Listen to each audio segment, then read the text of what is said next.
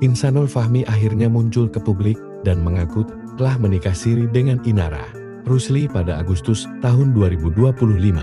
Meski keduanya baru saling mengenal pada akhir Juli tahun 2025, pengakuan itu ia sampaikan sambil menangis di podcast Richard Lee.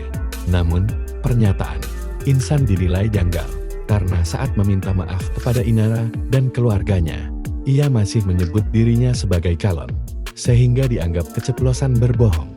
Richard Lee pun tampak geram mendengar penjelasan Insan yang dinilai tidak konsisten. Insan menunjukkan bukti berupa pernyataan tertulis dan video akad nikah siri. Richard kemudian bertanya apakah Inara tahu bahwa Insan masih berstatus suami Wardati Namawa saat menikah. Insan menjawab ragu-ragu dan tidak bisa memastikan. Richard juga mempertanyakan mengapa Insan baru memberitahu Mawa soal pernikahan siri itu pada Oktober-November, padahal akad nikah disebut terjadi Agustus. Ia menyebut Insan bersikap tidak tegas dan menyebutnya pengecut.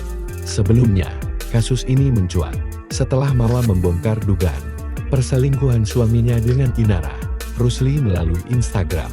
Ia bahkan melaporkan keduanya ke Polda Metro Jaya atas tuduhan perzinahan dan perselingkuhan.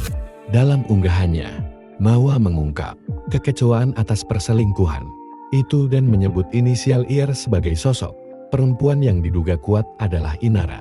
Insan juga membantah isu bahwa ia dan Inara dikenalkan ustaz di kajian dan menegaskan mereka mulai intens berkomunikasi soal bisnis sejak Juli tahun 2025.